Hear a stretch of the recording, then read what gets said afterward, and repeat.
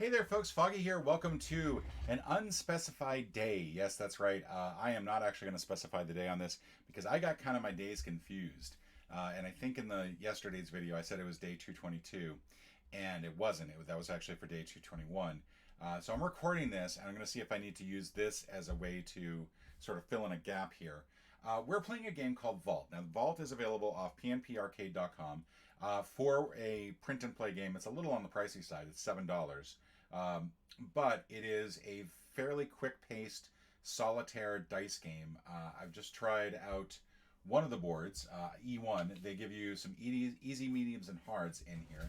There's a total of 18 boards, and they come in both color in black and white, and they're also larger versions of these. So you can actually print out, like as you can tell from my hand, these are fairly small, but they have larger versions of these that take up the entire page and are a little bit easier to work with. But we're going to be doing these smaller versions just because I want to get something that's a little bit more focused down here. So the goal of this game is to get as many gems as possible as you go around the safe. And each round, you're going to have 12 rounds total. These locks are going to lock in order. So this lock A is going to lock first, then B, then C, then D, then E. As you're rolling locks, you can use the dice to cross off squares in any column or row. And once you have a row fully completed, that unlocks that particular lock. So if I, on the first round, get 5, 6, and 4, I've unlocked lock A, and I get to claim the gem.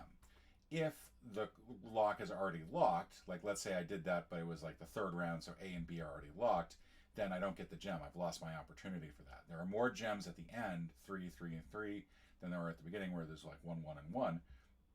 So you want to try to be able to make sure that you really get these locks. These are much more important than these ones. But obviously, if you're going for a perfect score, you need to get these as in the order that they are going to unlock. You use your dice each round to mark off the squares.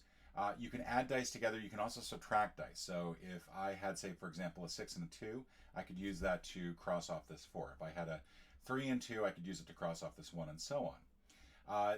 There are some spots that are marked odd. There are some spots that are marked even, and there are some spots that are marked X2, which basically means that you just need 2 matching dice to be able to do it. There are also these skimmers over here to the left. Now, these skimmers are worth 1 point at the end of the game for every one that you don't use. So you've got 3 points right here if you don't do anything. If you were to just simply cross off really inefficiently, not get a single gem, but you do get these 3 skimmers, you'd walk back with 3 points, and woohoo! All right, so as you're going through the dice, if you have stuff that you don't use, you can use it to fill up one of these columns, and then this becomes a dice of that value that you can then use in combination with other dice to fill in or blacken squares. You have 3 rerolls available to you. I do not believe that there is any effect on the score if you don't use them. So it's a resource, and you do want to try to actually make sure you use all of them. I mean, there's no point in leaving any of them unused, simply because there's no change to the points. I'm going to go through and get started here. We are playing E2, board E2, and let's get some dice out. All right, so we've got some lousy dice. In fact, I can guarantee you that we will not get our minimum here. So what I'm going to do is I'm going to cross off the 5 and 6. I've used the 5 and the 6. And I'm going to come out swinging. You can actually just go ahead and blacken the whole thing if you want. You don't need to know what number was there. I'm going to go ahead and use one of my rerolls. Right. First turn. How irresponsible is that? Very irresponsible. But I did get a 6, 5, and 4. And as I mentioned earlier, I can use the 6 and the 2 to cross off this 4. So as a result, I will actually get to claim that up there. Now, I could use the 5 if I want to fill up a skimmer. I'm instead going to jump ahead here a little bit, and I'm going to go ahead and fill in this odd so that that is taken care of it. And again, that's just simply because it's an odd number. So now the first lock closes, and what I find is an effective way to do it is lock it, and then if the column or row is complete, mark the number of gems on it. Because otherwise it's going to be, at this size, it's going to be a little too sloppy. So now we're on to round B. And we've got some dice here. We We got a 6, a 3, a 1, 5, and 1, which again is not great. In fact, the 6 here will pretty much cover everything there. So I'm going to go ahead and sacrifice this one. I'm going to go ahead and take this 6 and then this 3 to mark this off so that we get those out of the way. And then I've still got 7 left over. I'm going to go ahead and use one of the ones here for the odd. I have to be careful and make sure that this is still legible. And then I'm going to go ahead and use the 6 here for the 6. Even though we've lost it for the B, we still want to use it for the L later on. So this is going to close this lock now that we've used all the dice. And unfortunately, I did not complete the column, so that's going to mark it as a 0. All right, next round, we've got 5, 4, 4, 2, and 6, which you can't see. I'm sorry. Should bring this up a little bit.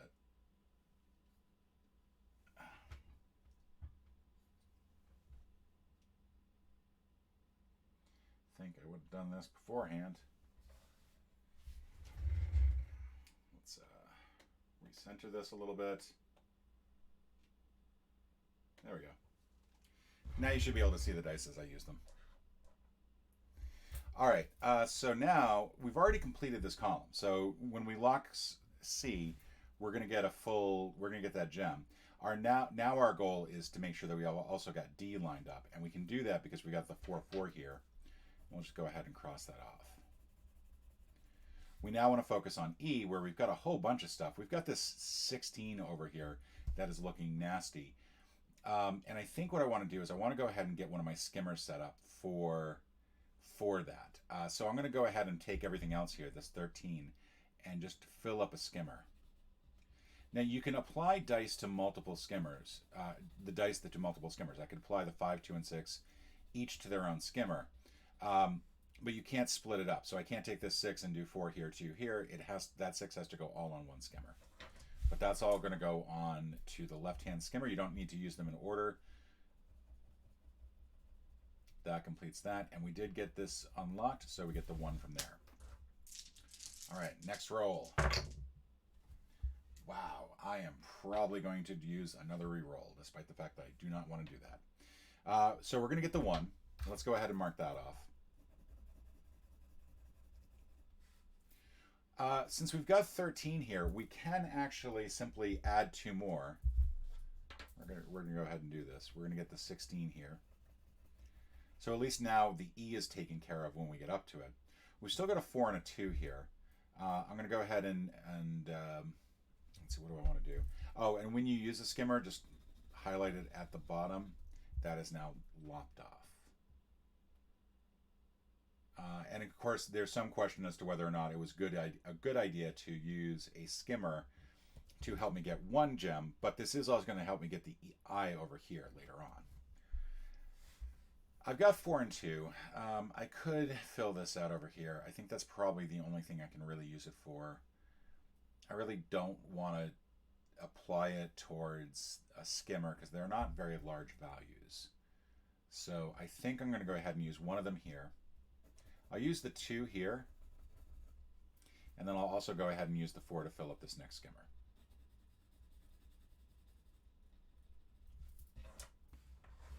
We've now done row D, and we've completed row D, so no, not 0. What am I doing? That's just crazy talk. That is a 1.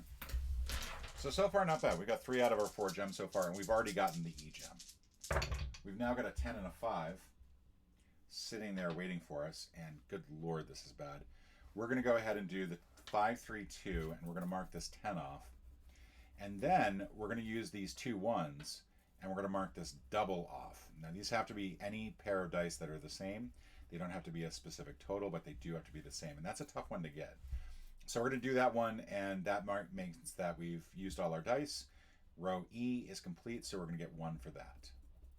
We're still going to get that 5 there, but hopefully that will be easy to do. We also want to start thinking about the 7 and 13 here. And then we got some really high numbers for F. So let's roll some dice and see what happens. All right. So 4 and 1 allows us to get the 5. So that is now out of the way. We've still got 11 left, which is not a lot, comparatively speaking. We could just go ahead and cross this off over here. That would use it up exactly. Um, Part of me is wondering if there's a way that I can get this over here. We're at 14 right now. Or sorry, 4 right now. And if I add 6, I'm going to be at 10. Then that 3, that'll make that 13. That'll leave me 2 left over that I can't really do anything with. So I think instead of pulling the panic alarm and using that second skimmer, I'm going to go ahead and just cross off this 11 over here so that we have that marked off. We've now completed row F. So that'll be, that row is complete, so we're going to get 1 gem for that. We're now on to the big money. Big money, big prizes. All right, and we got a lousy roll. So we're going to use our second reroll, even before I used up the dice. You can reroll any number of times, but you do always have to make sure that you mark off a reroll when you roll. And not much better. I literally think every single dice just simply got 1 more. We can use the 5 and the 2. That will allow us to mark off the 7. And I hate to do this because it's going to use up a skimmer. But this remaining 9 can combine with the 4 to complete this 13. So at least we get the 2 gems there. And we're set up to get the L later on. Not the loss, just row L. So that is going to be 2. And I should have continued like blackening these so that I know where I am in the game.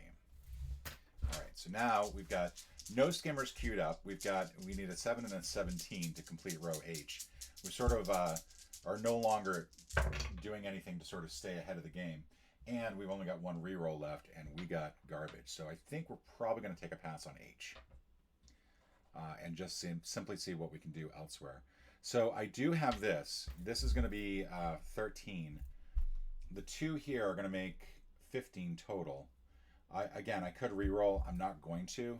I think at this point, H is a lost cause, and I just want to sort of get ahead of the game here. I am left with these 2 1s.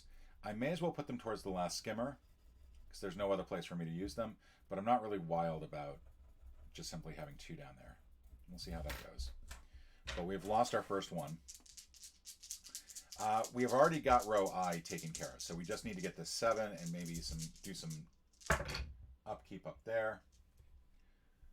We got this really good roll here. In fact, we are able to actually fill in the 19. And I'm thinking that that would be a good idea since we've already got the I. And 7 is not a difficult number to come up with. I think we're going to go ahead and fill in the 19. Just to get that out of the way. And then we'll use the remaining 2 on the last skimmer. So that completes row I. We do get the 2 for that. We're now on J. We now really need to get a 7 here. Ideally a 7 and then hopefully one of the 10s as well. All right, so yeah, in fact, that's looking really good. That's the 7. That's taken care of.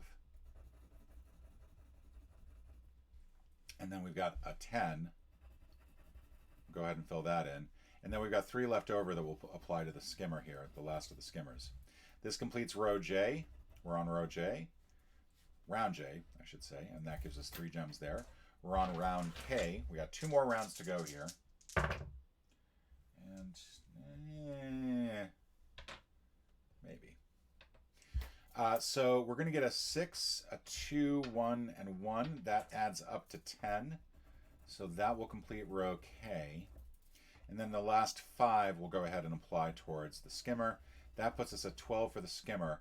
And as long as we can just add 5 to it, we should be good if we don't have a way to get 17 out of it. But we are completing row K. That's another 3. And this is our last roll. And fortunately, look at all these 5s. Look at all these 5s. So fortunately, we don't need to use the last skimmer because this adds up to 17 exactly. So we'll complete that. We get our last 3 gems, and we still have a skimmer left over. So our total is going to be 1, 2, 3, 4, 5, 6, 7, 8, 9, 12, 15, 18, plus 1 for the skimmer is 19. According to this little sheet here, I am a bank robber. Did not quite make it to Pink Panther. And that is Vault. It is, like I said, it is $7 on PNP Arcade. I think it's worth it. I think that this is a enjoyable little dice game. I don't think it's that deep in terms of strategy. These are also the easy boards. These boards range from easy to hard, and I've not tried the hards yet. Um, but I do like, if you're okay with numbers, then I think that this can be an enjoyable game for you. You can see like this is harder simply because there are more die squares for you to fill in. Like look how many squares there are to fill in there.